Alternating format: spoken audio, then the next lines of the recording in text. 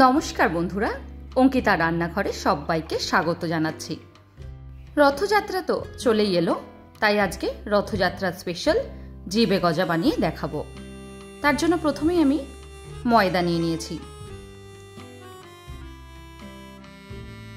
ময়দার মধ্যে দিয়ে দিলাম 1 চিমটে নুন, আর লাগবে 1 চামচ মতন ঘি। এখানে আমি 3 মুঠো মতন ময়দা নিয়েছি। এবার খুব ভালোভাবে কিন্তু সবকিছু মেখে নিতে হবে। প্রথমে ঘি আর নুনটা দিয়ে কিন্তু খুব ভালো করে ডলে ডলে মেখে নিতে হবে। তারপর এইভাবে একবার মুঠ করে দেখে নিতে হবে যে ময়ানটা ঠিকঠাক হয়েছে কিনা।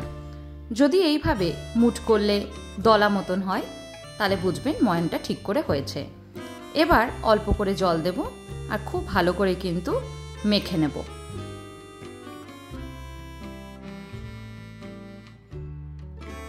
অল্প অল্প করে জল ব্যবহার করবেন যাতে ডোটা ঠিকভাবে মাখা হয়। খুব বেশি কিন্তু নরমও হবে না, আবার খুব বেশি কিন্তু শক্তও হবে না। বেশ কিছুক্ষণ ভালোভাবে কিন্তু মেখে নিতে হবে।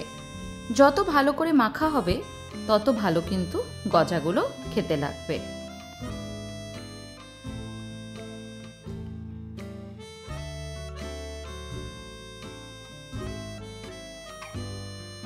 ময়দাটা আমি মেখে নিয়েছি। দেখুন এইভাবে কিন্তু মেখে নিতে হবে। খুব বেশি শক্ত বা খুব বেশি নরম কোনোটাই কিন্তু হবে না। এবার অল্প অল্প করে পোরশন নেব আর ছোট্ট ছোট্ট করে লেচি কেটে নেব।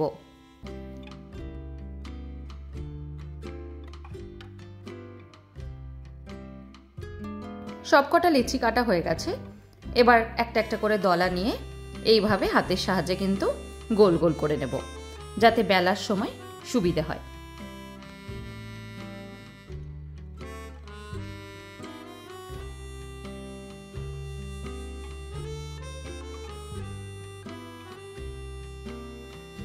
এইভাবে সবকটা লেচি কিন্তু গোল পাকিয়ে রেখে দেব। তারপর বাকি কাজটা করব।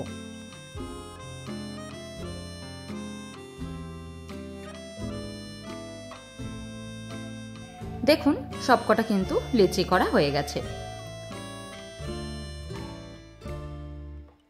এবার এগুলোকে বেলে নেব।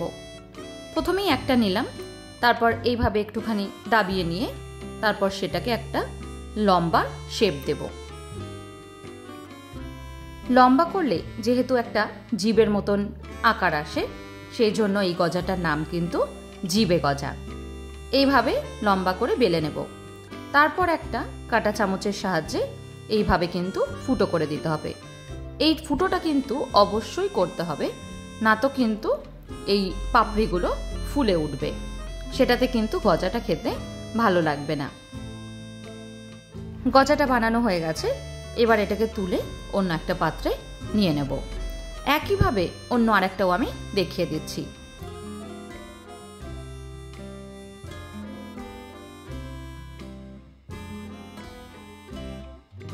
চাপ দিয়ে প্রথমেই লম্বা করে নিতে হবে, তারপর কাঁটা চামচের সাহায্যে এইভাবে ফুটো করে নিতে হবে।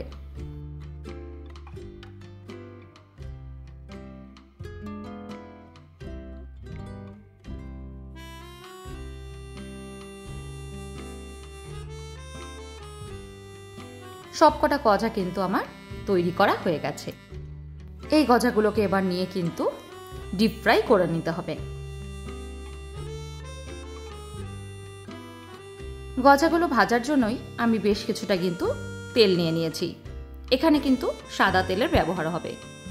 দেখে নিতে হবে হালকা গরম হয়েছে কিনা। হালকা গরম হলেই কিন্তু এগুলোকে ছেড়ে দিতে হবে। খুব বেশি গরম তেলে যদি ছাড়া হয় সেক্ষেত্রে কিন্তু পুড়ে যাওয়ার চান্স থাকে আর ভেতরটা ঠিকভাবে ভাজা হয় না। গ্যাসের ফ্লেমটাকে লো টু মিডিয়ামে রেখে খুব ভালোভাবে কিন্তু এগুলোকে ভেজে নিতে হবে।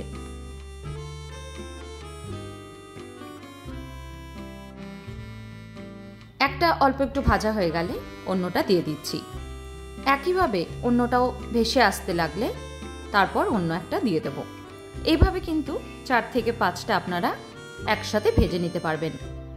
এবার উল্টে পাল্টে সবকটাকে কিন্তু ভেজে নিতে হবে।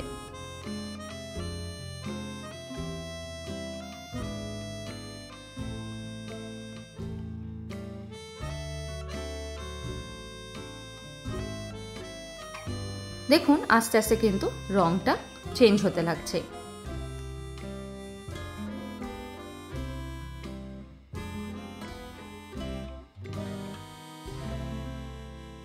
মোটামুটি 2 থেকে 2.5 মিনিট মতন করে লাগে এক একটা গজা তৈরি হতে।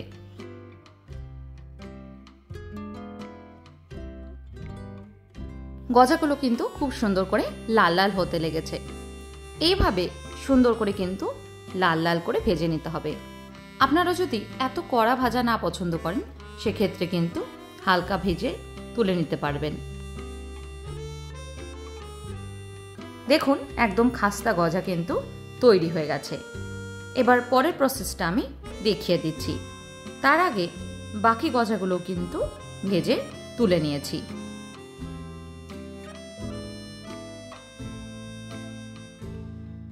গজাগুলো ভাজার পরে কিন্তু চিনির শিরায় দেব, তাই জন্য বেশ কিছুটা চিনি নিয়েছি। আমি এখানে 1 কাপ পরিমাণে চিনি নিয়েছি, তার জন্য 1 কাপ পরিমাণে জল দিলাম।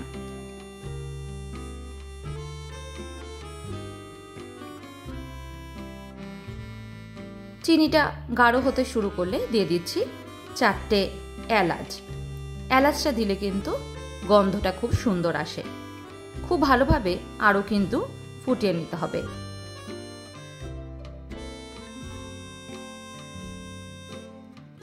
চিনি শিরাটা যত ভালো করে ফোটানো হবে তত কিন্তু চিট ধরতে লাগবে।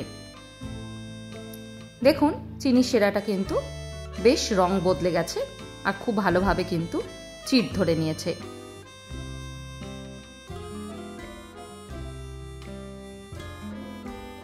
গ্যাসের ফ্লেমটাকে এবার লোতে করে দেব।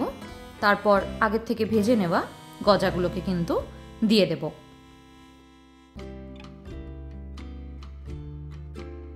অল্প কটা করে কিন্তু দিতে হবে আর উল্টে পাল্টে ভালোভাবে মিশিয়ে নিতে হবে।